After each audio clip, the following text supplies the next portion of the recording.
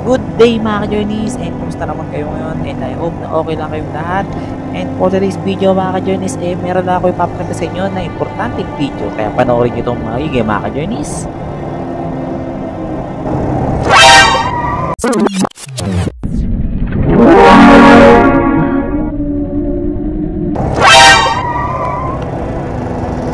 Oh, di ba? Batos, siya pa masama tingin sa driver mga ka-journeys. Kung makikita nyo talaga na aktuan niya, grabe. Kahit kayo may inis kayo, nainis din talaga ako sa ginawa ng bata. Kasi ang senaryo kasi mga ka-journeys, kung nakita nyo naman, bigla siyang tumawid ng alanganin. O, di ba?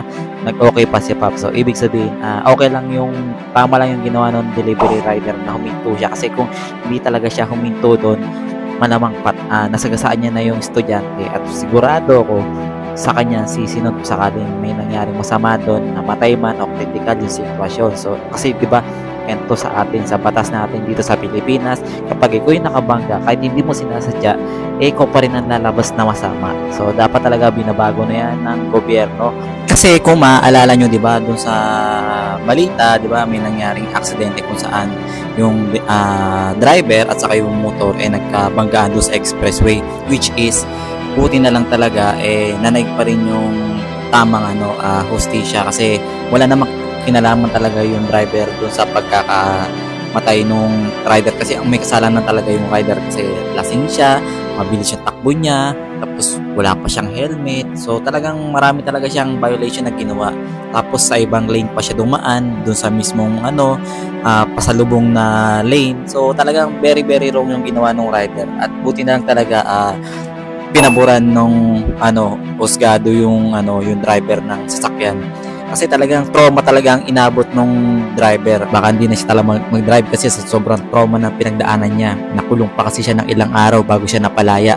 Tingnan din natin yung yung sitwasyon, saka tayo maghusga kung dapat pa talaga ikulong yung driver sa aksidenteng nangyari, o siya ba talaga intention niya, o di ba niya sinasadya. Kasi dapat meron tayo talagang tinatawag na fair judgment. Balikan natin yung bata. Grabe, tibay nung mukha nung batang estudyante. Babae yun siya pa may ganang magalit at sumama ang tingin dun sa driver, which is dapat yung driver pa talaga dapat magalit sa kanya, kasi sa maling ginawa niya, kasi talagang perwisyo yung nangyari dun sa driver. Maaring kung sakaling hindi siya talaga nakapagpreno, patay talaga yung bata, di ba?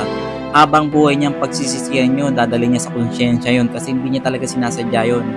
So sa mga bata naman ng mga estudyante dito sa amin dito sa Ibus, yung mga estudyante rito, sana naman maging mapagmasid kayo sa kalsada bago kayo tumawid, kasi dapat malayo pa lang tinitingnan nyo na kung may paparating o wala, saka kayo tumawid kapag clear na yung kalsada. Hindi yung tatawid kayo kung kailan mayroong paparating na mabilis na sasakyan, tapos kayo pa magagalit.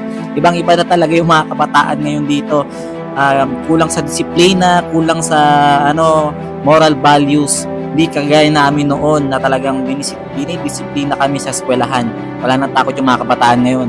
Kaya sana sa mga magulang dyan na disiplinahin nyo pong maigi yung inyong mga anak, lalo na sa mga ganitong pagkakataon, kasi kapag may nangyari sa kanila, cargo konsensya nyo rin yan, kasi hindi nyo sila dinidisiplina ng maigi. So yun lang naman ang gusto kong sabihin, at mag-iingat kayo mga ka-journeys, lalo na sa mga nagmamotor at may sasakyan na gaya ko. So always stay safe sa ating lahat. Mag-iingat po tayo palagi, maging alisto tayo sa ating mga paligid, lalo na sa daan, kasi hindi natin alam kung ano yung pwede mangyari. At yun lang naman, and sana nagustuhan nyo po yung aking video ngayon, and sana may natutunan kayo dito, and palike na rin po and subscribe sa aking YouTube channel, and syempre follow nyo rin po ako sa aking Facebook page. So yun lang naman mga ka-journeys, and have a nice day to all of us, and God bless na rin syempre. So always positive, at palagi po tayo mag-iingat. Ride safe always. Paalam!